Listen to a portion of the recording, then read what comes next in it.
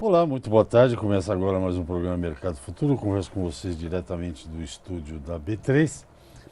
A B3 é Brasil Bolsa Balcão, como você já sabe, o novo nome dessa bolsa, no centro histórico aqui de São Paulo. Bem, outro dia eu estava lendo num jornal aí que acho que o pessoal de economia lê, que é o Valor Econômico, que apesar de toda a ação rápida e eficiente das autoridades brasileiras, que o setor de carne bovina, suína e aves tinha perdido credibilidade depois da operação carne fraca. Isso aí você leva muito tempo para conseguir ter credibilidade e para perder basta uma coisinha, depois demora.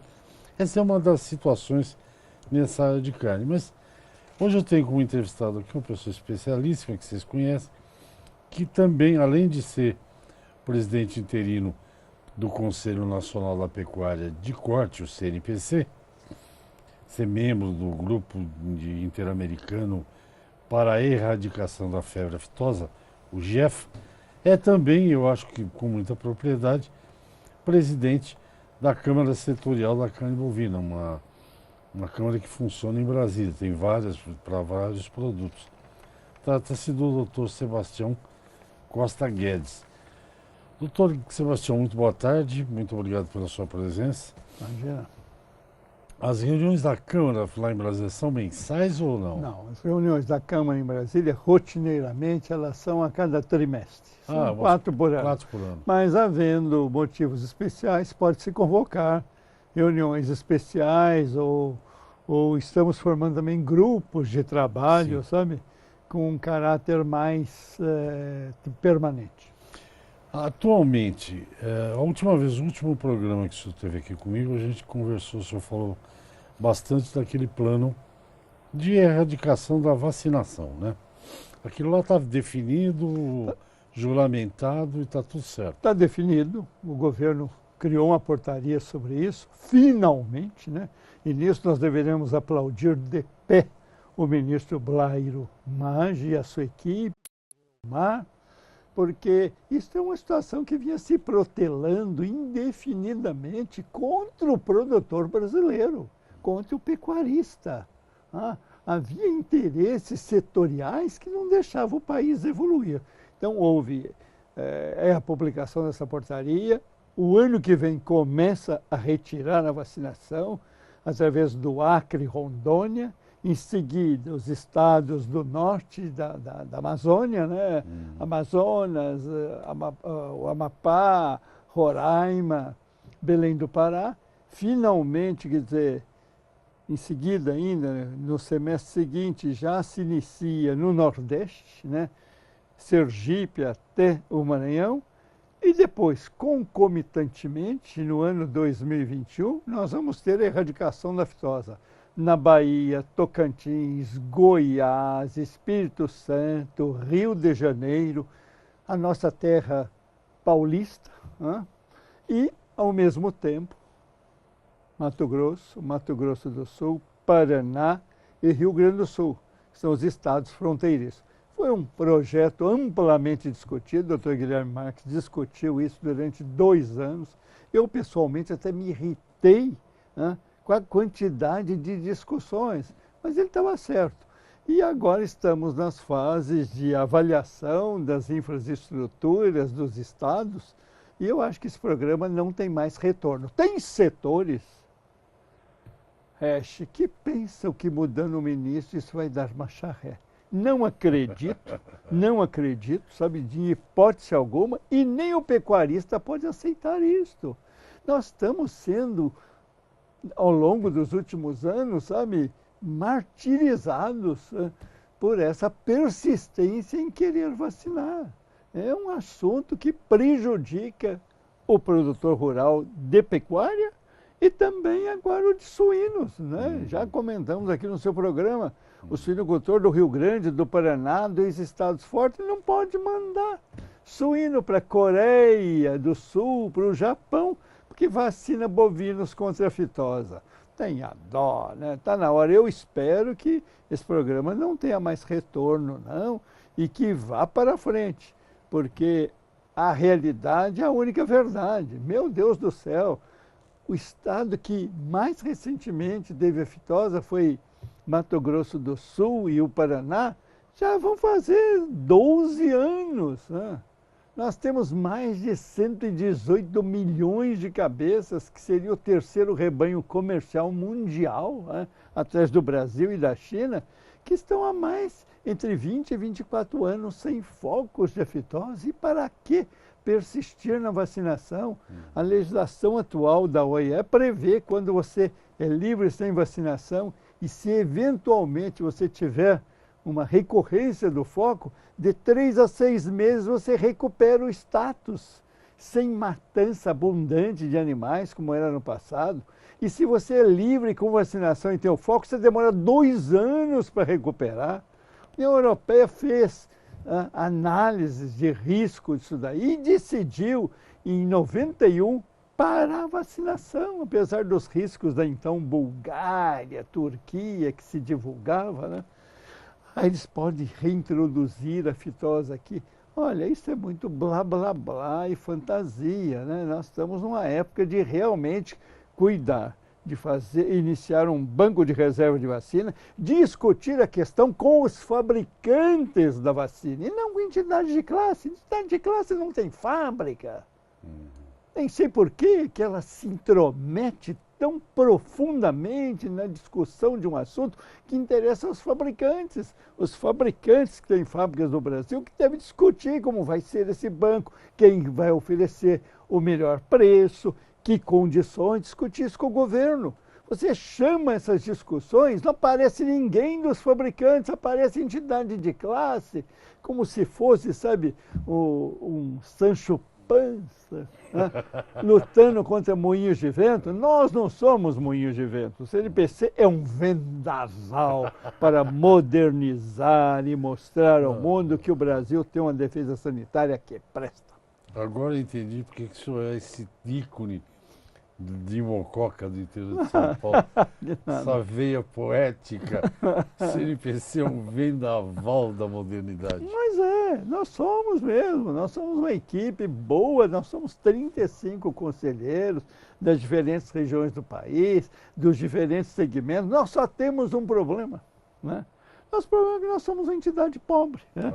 Nós quase que vivemos da caridade, mas de alguns associados.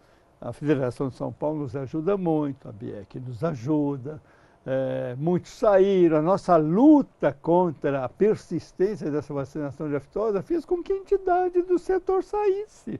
Mas quer sair, sai. Eu sou partidário daquela ideia. Quando um navio quer deixar o porto, afaste todos os navios e deixa esse sair, porque senão ele vai esbarrar muito nos outros navios.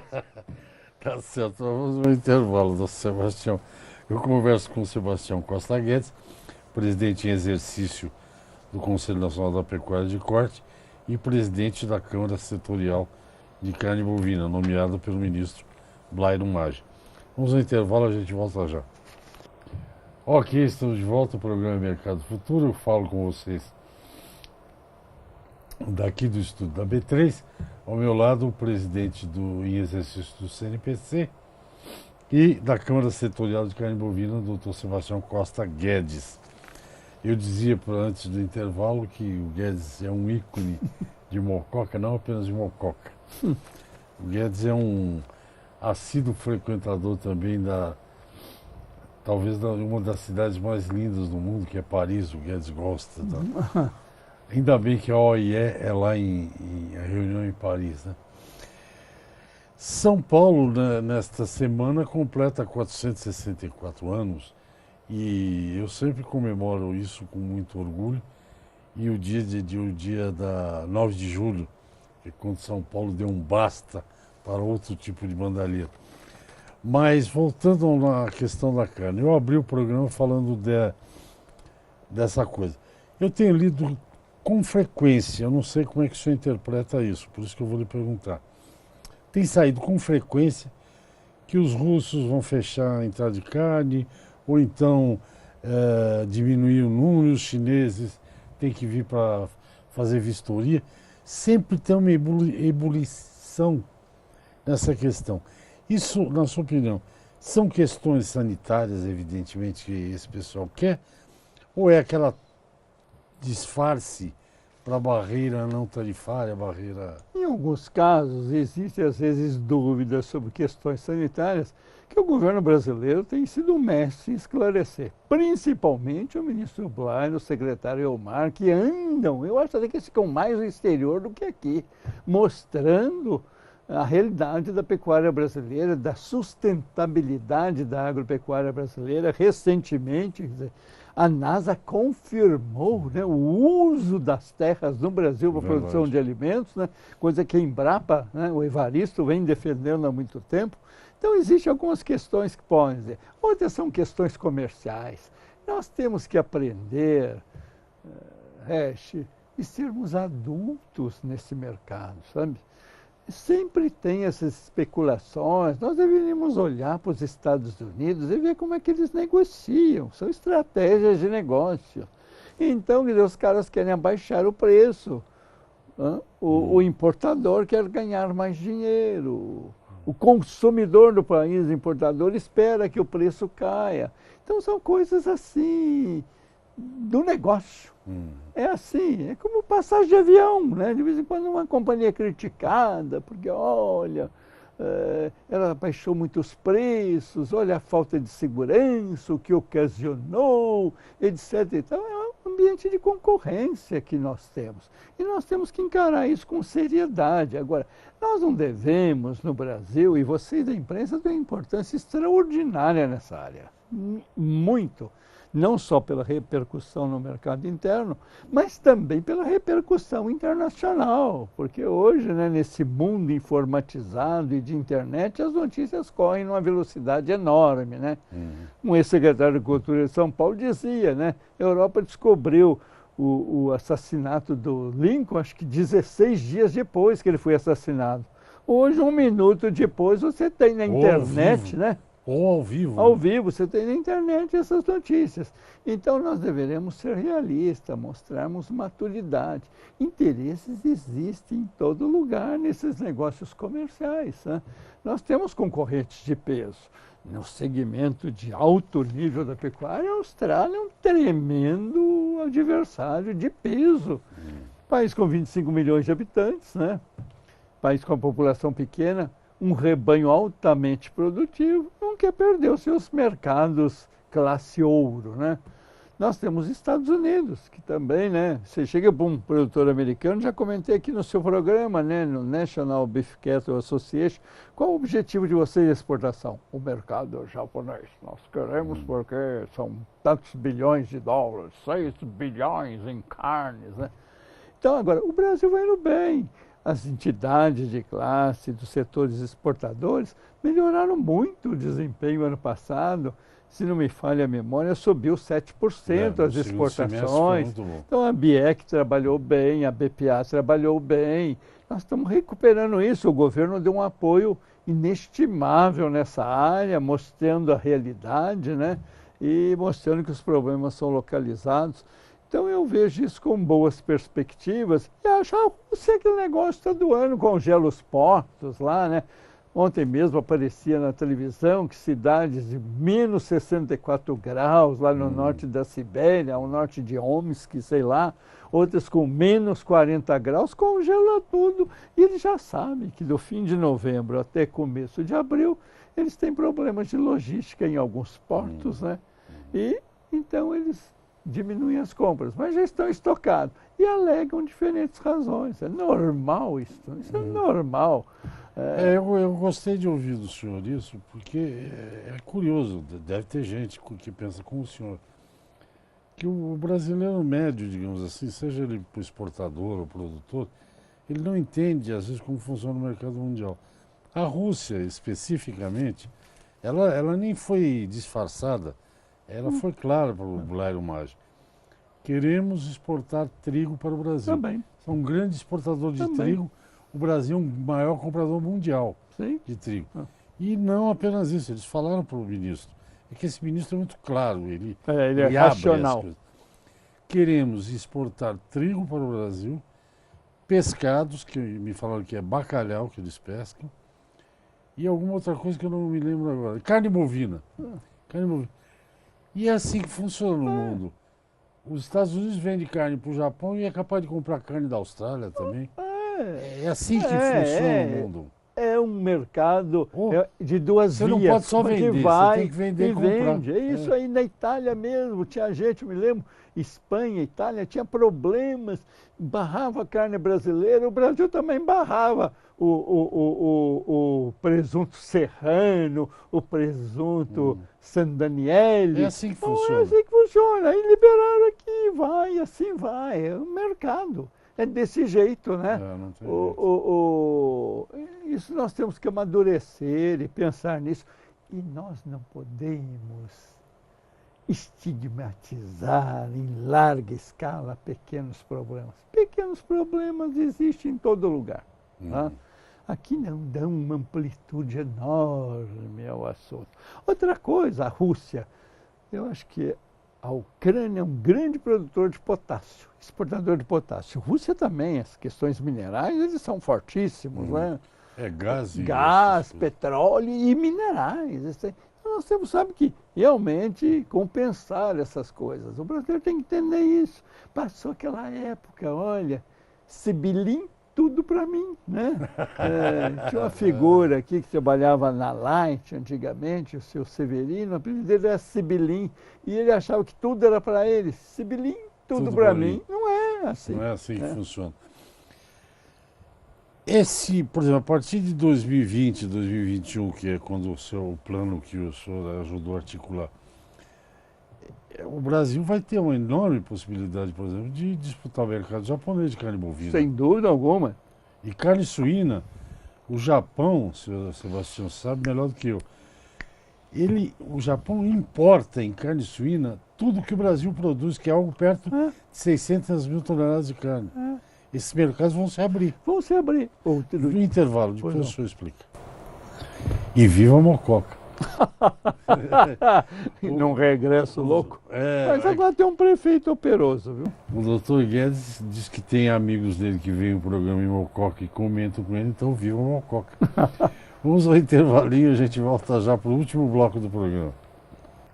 Ok, estamos de volta, o programa Mercado Futuro. Eu falo com o doutor Sebastião Costa Guedes, presidente executivo, presidente interino do CNPC e presidente da Câmara Setorial de Carne Bovina do Ministério da Agricultura. Então, esse negócio que o senhor está explicando, tão bem explicado, de compra e venda e tal, é a mesma coisa que tinha um pessoal que tinha uma visão tão atrasada, tão curta. Por exemplo, achava que era contra. O Brasil colhe milho, tem duas safras de milho, tem a de verão e a de inverno. Então, a de verão. Aí o milho no mercado internacional é um preço altíssimo.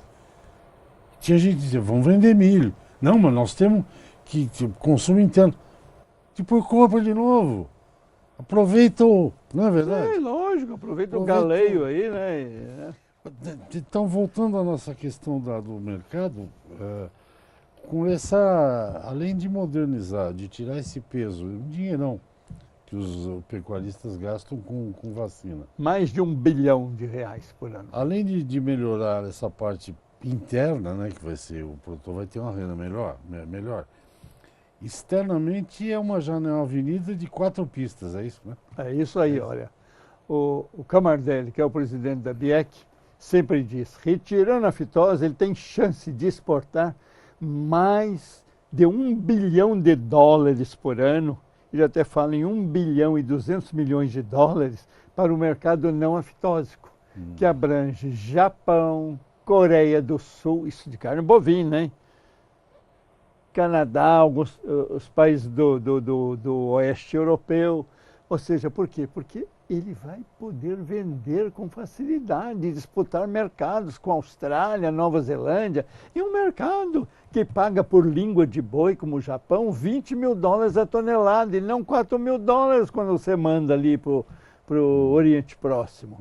Então, isso é uma questão. A outra, quer dizer, os suinocultores do Paraná e do Rio Grande do Sul vão poder exportar as suas produções suínos. E isso vai melhorar muito a distribuição de riqueza para um pequeno e médio proprietário, que é a característica da suinocultura no país. É o fim do mundo um negócio desse, sabe? É você querer continuar descendo com aviões velozes e modernos em pista de terra. Não dá, né? O grama escorrega. Você tem que asfaltar. E o que é curioso, asfaltados. você está bastante tempo nessa área, por exemplo, países como o Japão, mesmo o Oriente Médio, acho que tem, eles têm peculiaridades, por exemplo, o Japão eu sei que tem, no corte de frango que eles compram, né? Tem. Tudo bem, é um produto especial que você faz, mas o que pagam, o que agrega de valor, é um negócio espetacular. É grande, um negócio grande. No Oriente Médio, por exemplo, alguém está me contando, não sei se é da ABPA lá, da APA, que em alguns países, não sei se nos Emirados ou na Arábia, costumam, que eles vendem um frango pequenininho, porque eles costumam, quando serve o jantar, é um franguinho para cada pessoa. Cada um, é isso aí. É isso mesmo, né? É isso aí. Então, essas são peculiaridades que o Brasil tem que aproveitar, né? Porque lógico. Tem espaço, tem comida, tem frango, tem suíno, tem boi. Nós temos que ser um supermercado, oferecer tudo que o cidadão quer, né? E que nós sabemos produzir. E difundir marcas, presença. O ministro tem lutado muito por isso. Eu acho que você está falando do Camardelli, eu gosto muito do Camardelli, e acho que o Blairo está sendo um grande ministro da Agricultura. A ABIEC, antes do Camardelli, ainda com o Fernando Sampaio, o Camardelli e tal, a ABIEC montou um esquema com a Apex muitíssimo Muito interessante. Eles estão em todas as feiras importantes, levando carne brasileira, é isso que tem que fazer. É isso aí, né? E promovendo. Mostrar, ó, isso aqui é do Brasil. Né? Promovendo. Promover, porque senão esse mercado é muito disputado. Senão o pessoal vai achar que a carne boa é americana, australiana, da Nova Zelândia e da Argentina. Não é, o Brasil tem carnes excelentes. Agora, nós temos que lutar no Brasil também pelo mercado gourmet. Nós temos que ampliar o cruzamento industrial, tanto para uso no mercado interno como para exportação, para mandarmos uma carne também mais tenra. Né? Ontem, eu vi na internet, morreu Paul Bocuse, né? O grande papa, né? Da culinária francesa em Lyon, né? E falando em carne gourmet, nós temos que realmente disputar esse mercado, sim, entrar nesse mercado. É bonita aquela carne que você corta com a faca, ela se abre, né? Olha, no La Percy Fleur, Percy Fleur. Estava lá a filha do dono, que é seu amigo, lá em Paris. E eu perguntei, eu comi um nó de entrecôte, que é um contrafilé. E eu perguntei para ela de onde era aquela carne, ela falou que era do Brasil. Então nós já temos um mercado. Temos. Já que você falou do Paul Bocuse, que é o único cara que tem, acho que 40 anos, o restaurante dele tem 3 estrelas do Guide Michelin. E ele ele faleceu, um restaurante que tinha em cima de todo o circuito do salão aquelas bandas da Idade Média, aqueles mecanismos que a gente via muito em relógios, né? Sim. Aqueles bonequinhos tocando. Que acorda, tinha né? aquilo tudo, era diversão. Aonde isso? Em Lyon? Isso, em Lyon. O senhor foi lá? Fui lá 2 vezes. Uma vez eu fui a convite de uma indústria de produtos veterinários. Na época era uma indústria francesa, ofereceu um jantar para todo mundo de um congresso de veterinário. E depois, uma vez, um colega brasileiro que quis me honrar, o Dr. Mário Pulga, né, me chamou na época. Eu já estava fora do mercado das indústrias veterinárias, me chamou para jantar lá com algumas autoridades da OIE no restaurante dele. E aquele dia, o prato do dia era pombos. E ele veio lá, todo paramentado, né? Conversar com a gente. Ele não largar, ele punha a mão na massa. Punha. Ele morreu aos 90 anos, 91. Deve ser por aí. Deve ser. Bom, doutor Guedes, superado a aftosa, agora é hora de começar a pensar nas outras, né? Brucelose, mesmo que elas não raiva sejam bovina, clostridiose. impeditivas, E a próxima que vai ser talvez impeditiva é a bovino-diarreia vírus. Isso no futuro vai ser BVD. BVD. Isso talvez no futuro seja, sabe, uma barreira. Mas nós temos condições disso, o Brasil tem uma indústria veterinária competente, precisa trabalhar com isso, né? Já disse aqui no seu programa, brucelose, até o Nikita Khrushchev, marido Acabou. da Nina Khrushcheva, quando era primeiro-ministro russo, acabou com a brucelose na Rússia naquela época. Por que não acaba aqui, né? Aqui, né? Mas isso tudo é planejamento. Eu Agora- acho que... Fala, perdão. Agora, nós temos é que também cuidar de exportação de gado vivo. Todo dia, um burocrata, uma companhia. Pois é, né, então começou a dizer que é proíbe. proibido. Por que é isso? Isso daí para mim é falta do que fazer de alguns parlamentares. Olha, nós temos no país problemas que são perfeitamente caracterizados como importantes, né? Agora, essa questão da febre amarela, nós temos a questão da segurança, a questão do combate ao alcoolismo em rodovias, que todo dia você vê tragédias enormes. Nós temos a segurança nas áreas metropolitanas, o problema das escolas. E um cidadão vem tratar de querer modificar uma legislação que a OIE, com aval de mais de 170 países, discutiu de trânsito internacional de animais, de navio ou de aviões. Não pode no Porto de Santos, não pode em São Sebastião. Olha, isso é coisa de burocrata que não tem o que fazer e que excede ao seu poder, sabe? Será que é o mesmo? Isso nós temos que alguém, um político forte, deveria dar um murro na mesa e falar, cale a boca. Aqui isso já foi discutido, nós somos signatários de um tratado internacional, as condições são essas e nós estamos obedecendo. Agora, prejudicar um produtor rural aí da região de Barretos, produtores que envolve 500 caminhões que vêm num porto para mandar esse gado para a Turquia. Tenha dó, e com tanto desemprego que temos, e o cara vem cuidar disso, vai cuidar da febre amarela, da distribuição de vacinas, da remuneração, sabe, dos agentes que interessam a população, que são os de saúde pública, os médicos, os policiais, os professores, e não ficar com esse pedantismo de coisas desimportantes. Olha, Resch, eu estou profundamente irritado e o CNPC tem externado a sua posição claramente ao governador, mas não aguento mais de toda semana fazer um ofício para o governador para ele realmente coibir essas autarquias de querer legislar. Meu Deus do céu! E quem é legislador e não essas palhaçadas. Nós perdemos recentemente o saudoso Esperoto, que você conheceu muito bem. Eu me lembro que há anos atrás falaram esse negócio de segunda sem carne. Segundo eu ia dizer que era a mesma pessoa. Aí ele pegava e falava, Guedes, melhor que segunda sem carne é fazer o dia da carne de segunda. Carne de segunda, tá bom. Ó, nosso tempo acabou, muito obrigado. Eu que agradeço e desculpe de estar assim esportivamente, que Tá eu larguei a enxada para vir aqui. Tá muito chique, a enxada largou lá em Mococa, É. no latifúndio. É, Fala, é capaz de alguém acreditar. É. Obrigado mais uma vez. Obrigado. Gente, até o próximo programa. Até já.